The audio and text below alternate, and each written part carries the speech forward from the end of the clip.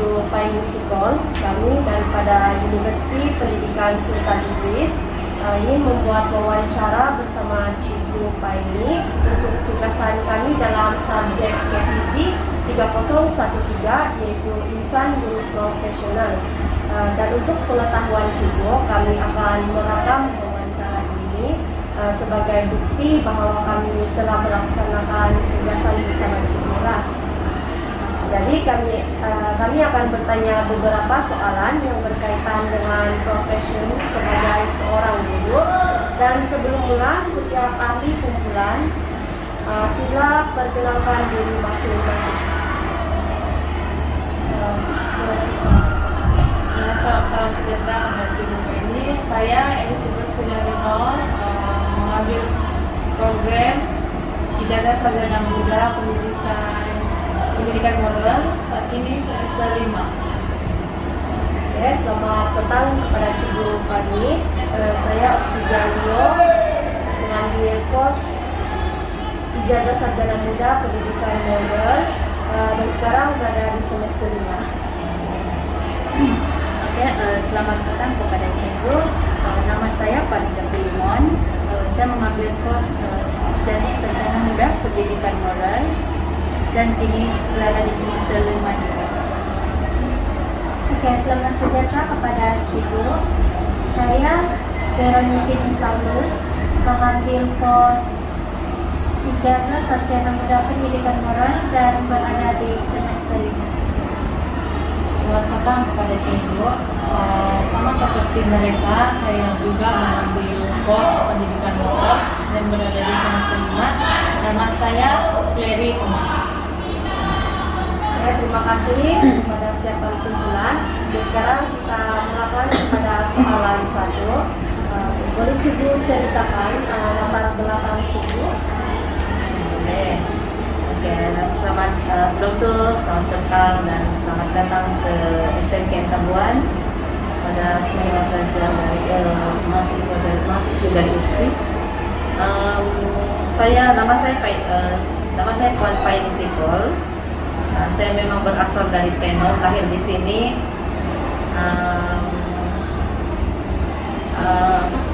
Sebelum ini saya belajar di SK Pembokon masa sekolah rendah, kemudian sambung belajar di SMK Penom, kemudian sambung lagi tingkat 4 dan 5 di SM Teknik Teninggau semasa itulah. Sekarang college sudah. Kemudian sambung belajar di UITM, mengambil diploma perakaunan.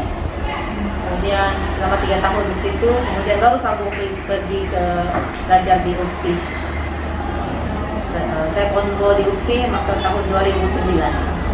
Lama sudah. Super sudah kan.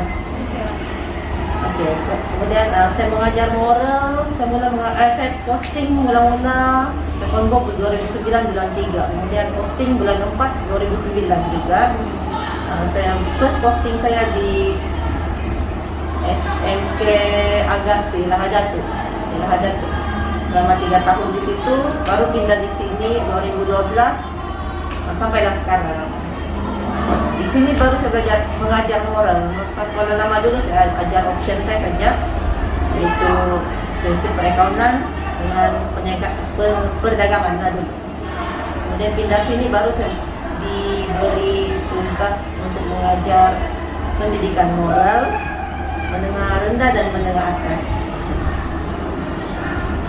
Jadi pengalaman mengajar moral itu dari 2012 lah sampai sekarang. Tahun sudah 10 tahun sudah, sekarang 2022 kan, 10 tahun sudah lah.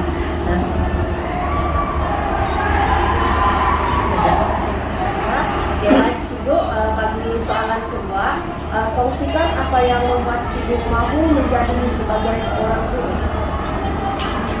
Oke, kenapa saya mau jadi seorang guru? Sebab memang saya berminat untuk mendidik anak-anak, utamanya anak-anak bangsa kita sendiri ini, supaya anak-anak didik saya dapat dapat memperbaiki kehidupan orang,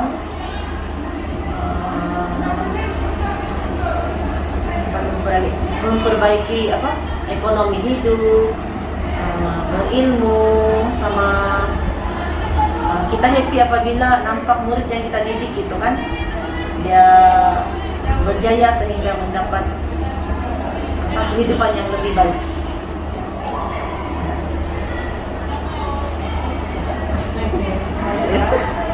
Soal yang ketiga adalah apakah ciri kepribadian yang perlu ada pada seorang guru yang berjaya? Ciri seorang guru yang berjaya, pada pendapat saya, seorang guru yang berjaya perlulah ada sifat dedikasi terhadap tugas dia, melakukan kerja dia dengan baik, berdedikasi, dan juga sentiasa mau mempelajari sesuatu ilmu yang baru, sentiasa mau upgrade ilmu supaya tidak berada di tahap itu sahaja. Kemudian kenapa kita mau upgrade ilmu? Sebab kita mau memantapkan lagi kita punya skill mengajar murid supaya lebih berkesanlah dan sesuai dengan situasi semasa.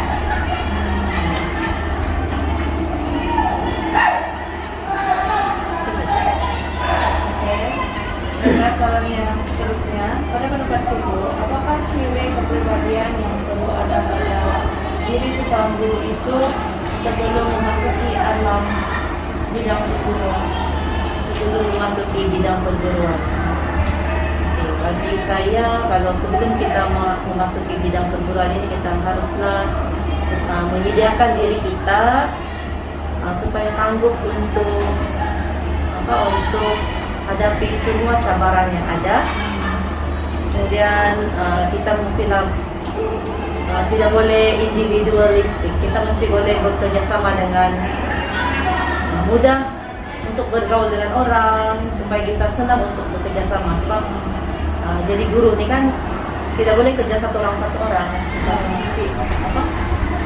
mesti bekerja sama dengan banyak pihak, bukan saja sama guru dengan guru, tapi guru dengan ibu bapa, guru dengan kaki tangan di sekolah, semuanya. Dan juga mesti ada sikap yang sabar, sebab kita akan jumpa ramai orang, terutamanya murid-murid, jadi sabar itu mesti mau ada juga.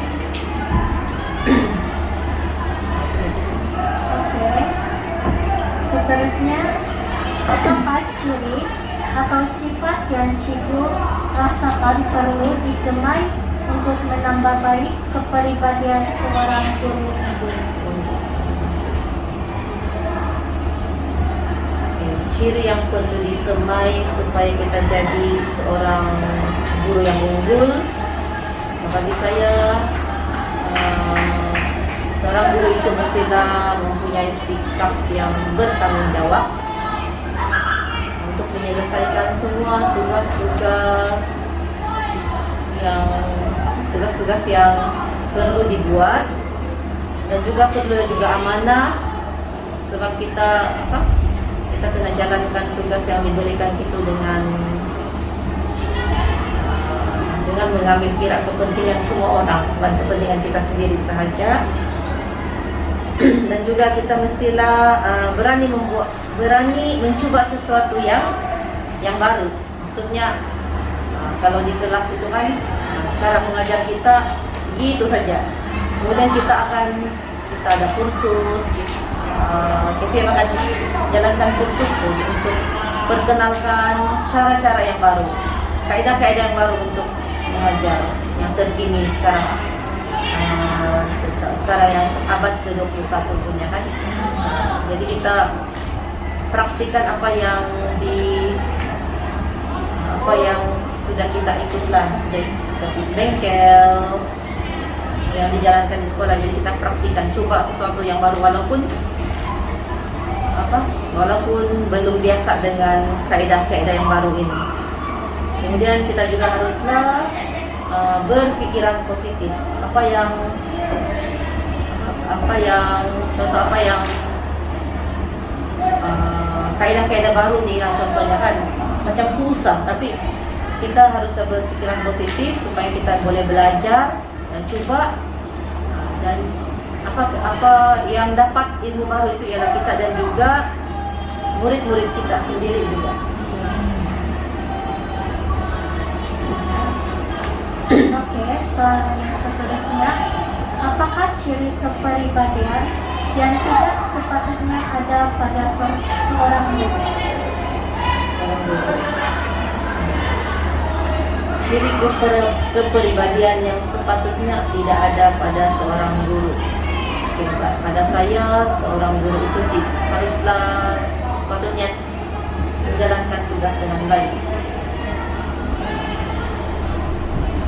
Yang tidak sepatutnya ada cirinya ialah tidak bertanggung jawab. Contohlah, dia bertanggung jawab,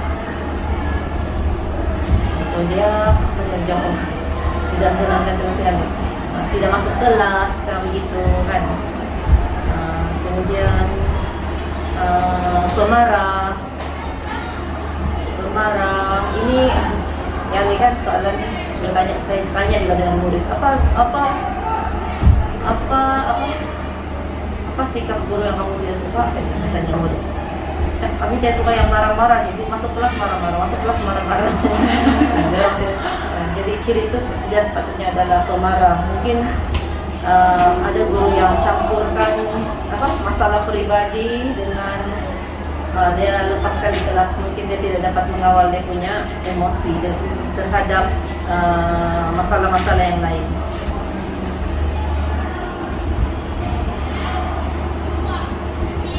Kemudian seorang guru juga tidak patut pentingkan diri sendiri.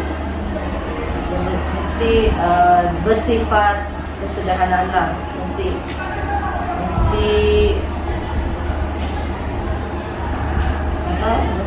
penting, tidak mengabaikan diri sendiri dan juga orang lain, temannya murid-murid apabila membuat sesuatu tindakan atau keputusan.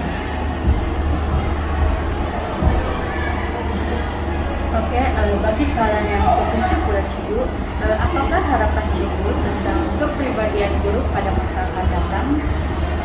Harapan. Oke, saya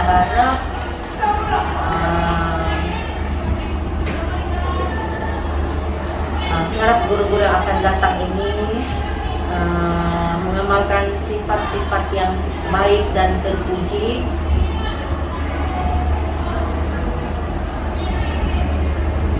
dan juga mengamalkan nilai-nilai moral, nilai agama, nilai yang baik yang diajar oleh agama masing-masing. Maksudnya dia tidak melakukan sesuatu yang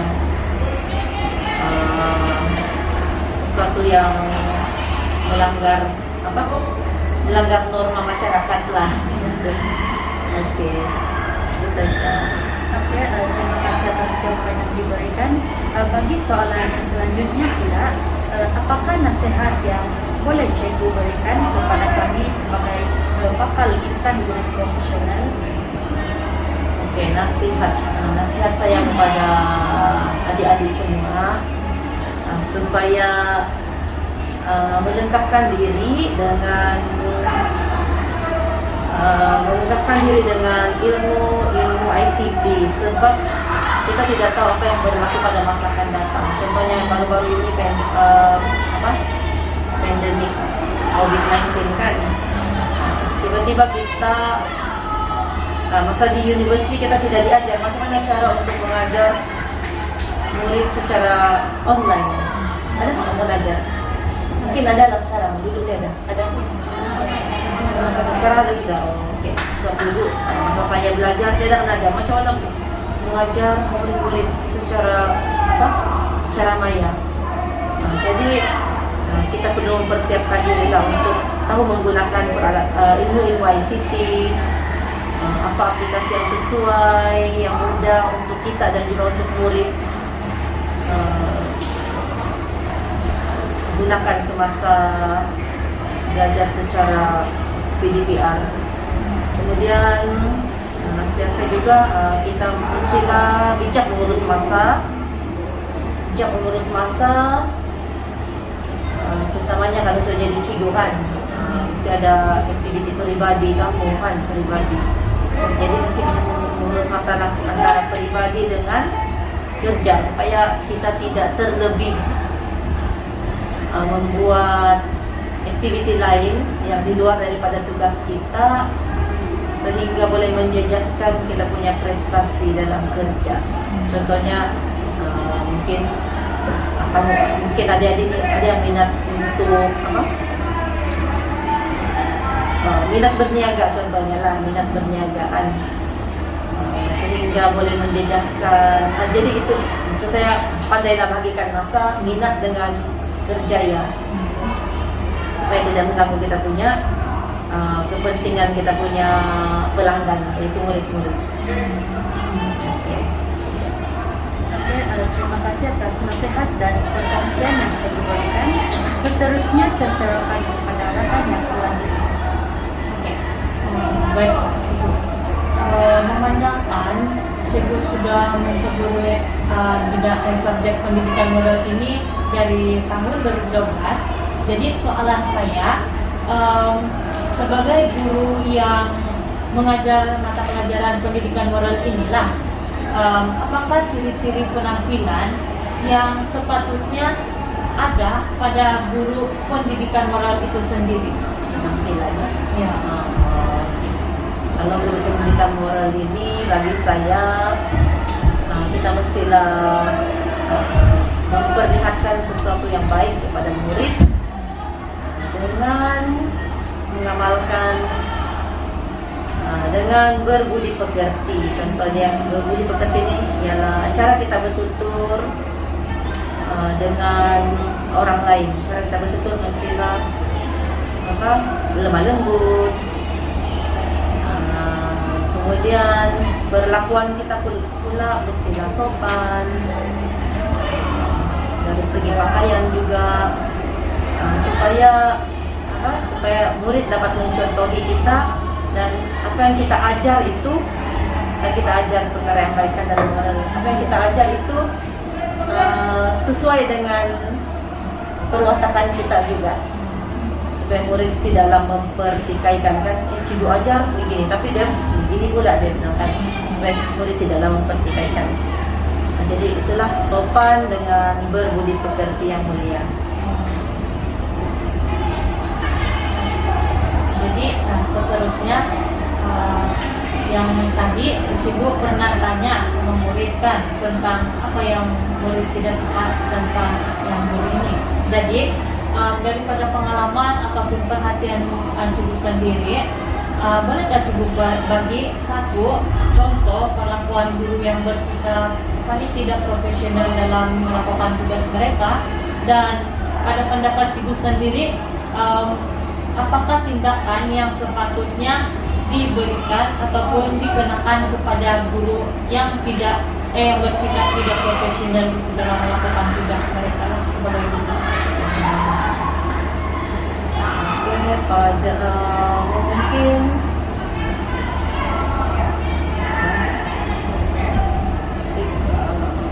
perbuatan guru yang tidak profesional, bagi saya mungkin ada guru yang konteng, maksudnya tidak datang kerja, selalu tidak datang kerja untuk menguruskan hal-hal, tidak tahu lah apa yang mereka buatkan, selalu monteng, selalu tidak hadir, nampak nama dia mesti selalu, bukan sakit, kecuali yang sakit lah, yang sakit kita paham. Jadi kalau guru yang selalu monteng ini, apa tindakan dia? Pihak atasan ataupun ketua jabatan untuk arahan boleh panggil dia untuk nasihat dia tentang apa tindakan yang boleh dikenakan kepada dia sekiranya dia balik konteks, apa kemungkinan yang dia akan hadapi, supaya dia pun tidaklah selesa untuk konten.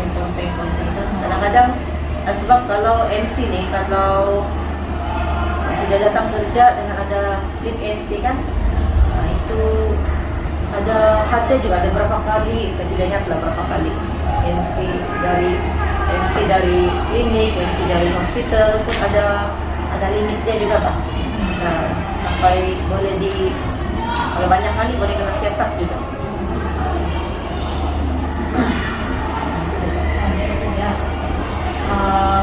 Seterusnya ini adalah soalan terakhir daripada kami semua. Jadi jika itu ini adalah soalan terakhir, jadi ada apa-apa lagi kata terakhir yang Cibu mau bagi untuk kami semua, sama ada nasihat ataupun apa? Kata-kata akhir. Oke, saya nasihatkan kepada adik-adik semua ini supaya teruskan, semoga berjaya meneruskan sampai semester berapa? Sekarang 5. Sampai semester 8 kan? Sekarang 5.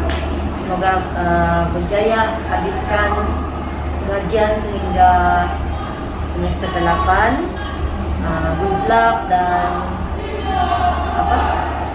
lalui semua ini dengan enjoy the study lah, sebab nanti kalau sudah kerja kan sudah masa kamu untuk beginilah berkumpul-kumpul sama kawan kan, nanti sama family saja. Kemudian di tempat orang kamu semua jauh dari keluarga, bahkan kan. Jadi di tempat orang pandai jaga diri, pandai bukan baru lagi, pandai bergaul dengan masyarakat di tempat lain, boleh, maksud saya berpikiran terbuka lah, boleh ada sikap keterbukaan lah, boleh bergaul dengan kaum-kaum lain yang ada di sana kan. Kemudian itulah, jaga diri, selagi ada di tempat lain, selagi masih ada di tempat lain dan masih bujang ini kan, bolehlah enjoy di situ, cari orang, pergi tengok-tengok tempat orang, jauh berjalan, meluas pemandangan, lagi banyak pengalaman yang kita dapat. Peluanglah sambil belajar, sambil juga jalan-jalan tempat orang, gitu. Ya itu sajalah. Oke, Cibu sudah pun jawab soal yang terakhir. Kita pun sudah sampai di penghujung wawancara. Kami sebetulnya mengucapkan terima kasih kepada Cibu karena sudah untuk kami wawancara untuk pembahasan kami ini lah. Cibu, terima kasih. Oke,